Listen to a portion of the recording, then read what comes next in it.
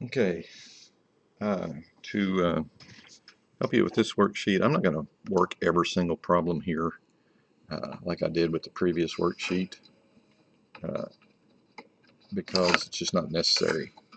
A lot of these questions are just easy. All of these are just mass times velocity, mass times velocity. This one, you have to be a little careful. This is sort of a conservation of momentum problem. Uh, this one's grams, kilograms, so just be careful with that. Convert one or the other of them and realize that whatever, this is just like the exploding carts. What we found in that lab was that the momentum of one cart always equals the momentum of the other cart. In this case, one of the carts is the bullet and the other cart's the gun. Their momentums have to equal. So whatever you find for this momentum, the gun will have to have the same momentum in the opposite direction. So you'll be looking for its velocity. It doesn't matter which one you convert. The units will cancel when you solve for the velocity. Okay, 15. This one, you're going to have to find the speed that it hits the piling. Now, you're going to do that using kinematics. By kinematics, I mean unit 1 or 2. When we looked at, the initial velocity, 0, the acceleration is 9.8 meters per second squared down. The distance that it falls, which is delta x, is 10 meters, and you're looking for V final. This would be V naught. So you pick the equation, solve for V final, and then you use it to find the momentum. So this is just a drawback to previous stuff that we've learned. Same idea here. How long is the bullet in the barrel? Looking for T. So you know how fast it's going at the end of the barrel. So you know V final. You know V naught is 0. Okay. Because before you pull the trigger, it's not moving. And you know delta x. Now this will need to be in meters because that's in meters per second. And you'll pick the equation that has these 4 in it. You have it in your notes. Okay. And let's see. 17. Let's see, B, part C and D. You have the impulse exerted. Impulse, force times time. We don't have a force. We'll have a time, don't have a force. But you do know the change in momentum. And they're equal to each other. So calculate change in momentum. That would be the impulse.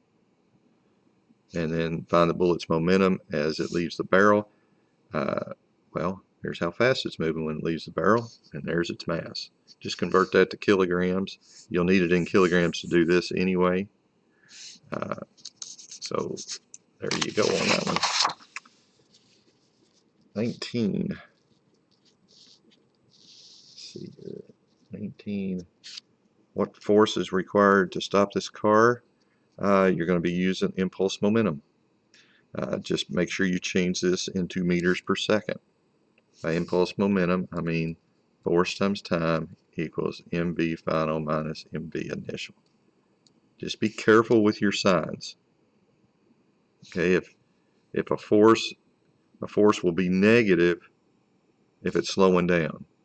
So when you end up with a negative here, don't think you've done something wrong. You're stopping this car, so this whole side's 0, or this whole term is 0. So the minus mv, you're going to end up with a negative number. That's okay. How far? That's delta x. What do you know?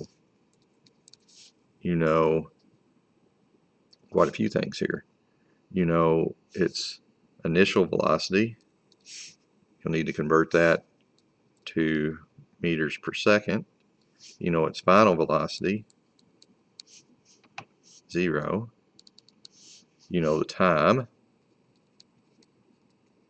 So those alone, all you need is 3 of the variables to find any of the fourth ones. Another impulse momentum problem. Just make sure you convert the units. This problem is a conservation of momentum problem.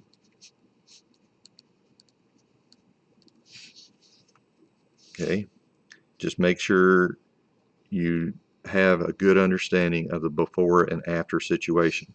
A ball of mass, so we have this ball traveling to the right.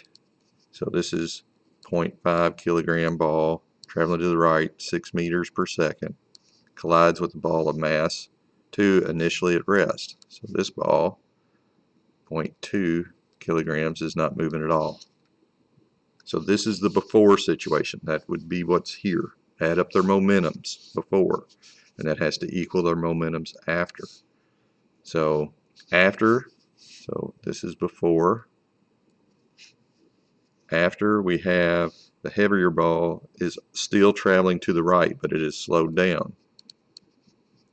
So we have 0.5 kilograms now traveling at 2.57 meters per second. What is the velocity of this ball? We don't even know which way V is, but we're looking for V.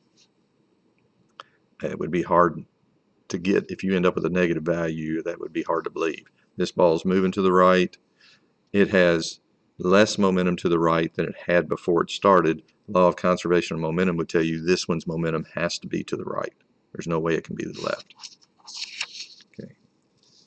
So total momentum before, set that equal to total momentum after, and solve for V.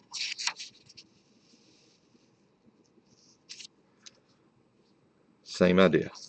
You're going to do the same process. Just be careful. This one has traveling to the right. This one's traveling to the left.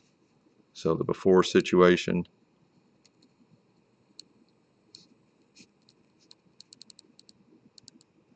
looks like this.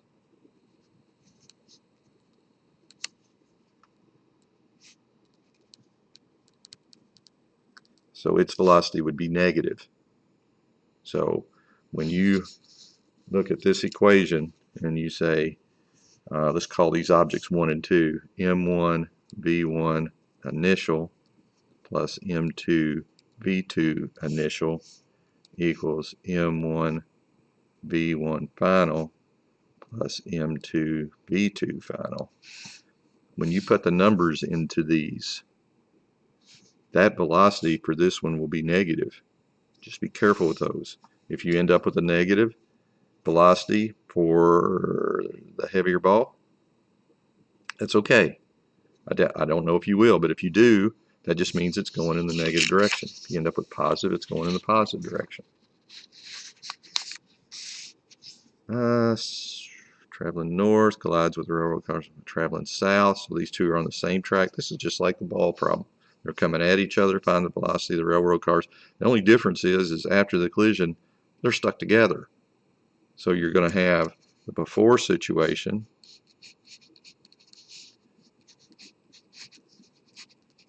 and the after situation, they're stuck together. So there's one thing that you're looking for V for. So this equation up here for the conservation of momentum, it would just be M1 plus M2 times V final.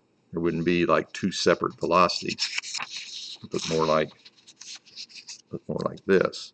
M1 V1 initial, that'd be like object 1, object 2, plus M2 V2 initial equals M1 plus M2, because they're stuck together, times just V final.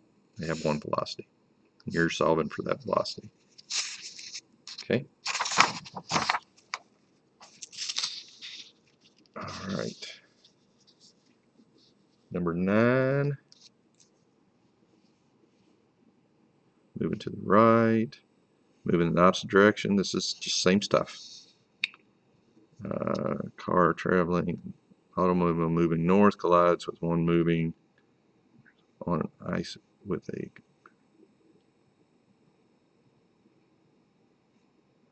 Okay.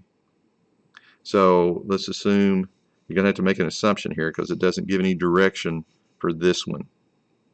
So we're going to assume this 2,450 kilogram automobile traveling north rear ends this car that's moving in the same direction. Okay, so in this case, your initial situation looking from above is you have this one moving 12, and then you have this one, smaller one, moving 8, and then after the collision, they're stuck together, so their bumpers must have locked. And they're moving at some velocity we don't know. Now, common sense should tell you if your answer should be somewhere between 8 and 12. It's not going to be halfway because their masses are not the same. If you get an answer like 10, you've done something wrong. Should be greater than 10, less than 12. Okay, number 1, two motorcycles of equal mass collide at a 90-degree intersection. Momentum A is 450 west. So we have, this is the situation. Let me just draw an axis here.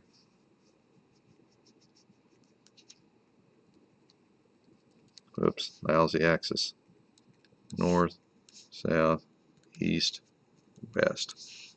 So we have motorcycle A coming this way with momentum 450 kilometers per hour. It's weird units, but that's what the book had. Motorcycle B traveling south.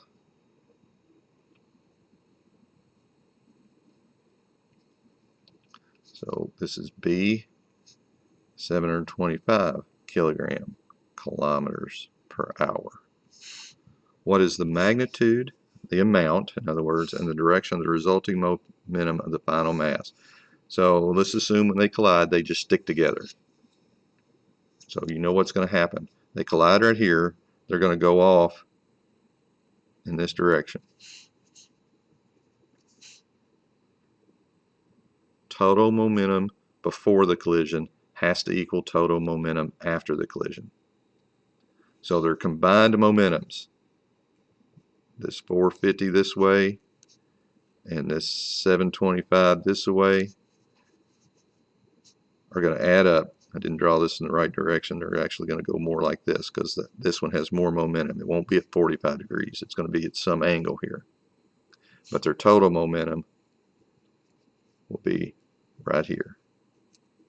So you're supposed to figure out what that is. The amount of that total momentum, and let's just say this angle right here. That's what you're supposed to give me. Okay? All right. Last one.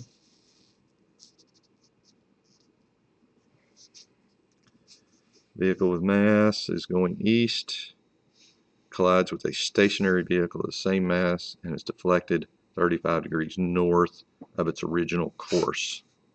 The second vehicle's final path is 90 degrees to the right of the final path. So just reading this is difficult, so I need to set this up for you. Let's again make an axis here and see what's going on. Probably shouldn't do this in pen because I may not be reading it right either, but hopefully we'll get this right. So we have north, south, east, west. So we have this vehicle coming this way, and it collides with a stationary vehicle. Okay. It is deflected 35 degrees north. So this is the before. So let me see if I have a red pen here somewhere. Here we go, right there. The black will be before, the red would be after. So it goes off at 35 degrees. And that would be this vehicle. This vehicle goes off at a 90-degree angle to this one. So it gets kicked this way.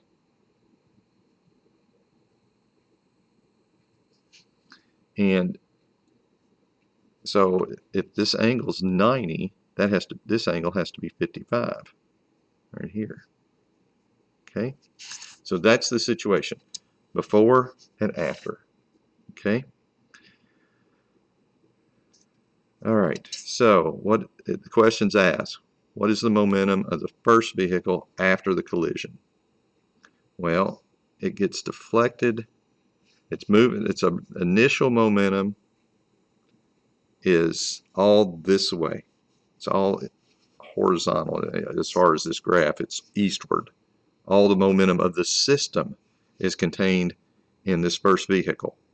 So you think like this. Total momentum before collision is 1,000 kilograms times 30 meters per second east. If that's the total momentum before the collision, then the total momentum of both vehicles after the collision has to equal this. Okay? So it's going to take some thinking. You know, if they go off at these angles, because they don't give us a final velocity, all they give us is the angles.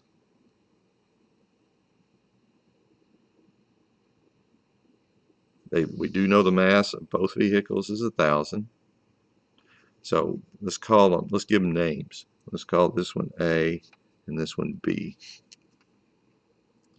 So here's what we know. Before the collision, there's no momentum up and down, or north to south. So that means after the collision, there can be no momentum up and down. So whatever momentum this car has in the north direction, this one has to have equal momentum in the south direction. But we're only talking about the part of the momentum that's north and south, not the total momentum of each one, just the part. And then the part of their momentums east to west have to add up to 1,000 kilograms, 30 meters per second. So let me write that in the equation for you, and then I'll let you take it from there. Let's say east to west direction. We have 30,000 kilogram meters per second. That's the total momentum east to west before. So this is before collision. And then after collision, they both have a mass of 1,000. Okay, so I'm gonna go ahead and put in the mass. So vehicle A after the collision, 1,000 kilograms. Velocity of A cosine 35. That's the piece of A's momentum in the east direction. And we got to have plus 1,000 kilograms V sub B cosine 55. Okay? So there's one equation right there. But notice there's two unknowns. Okay?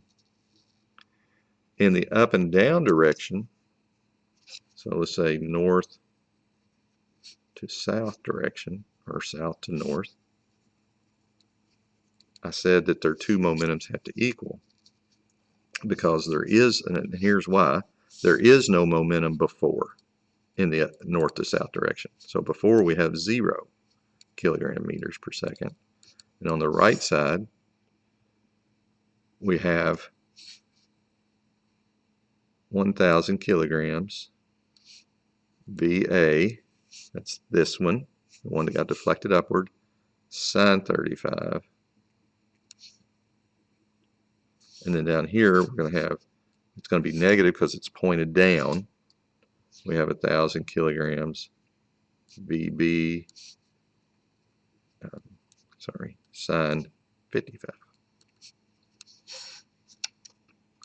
So what we have is two equations, two unknowns. I'll let you take it from there, do the algebra and solve for those velocities so that you can answer these questions. Okay.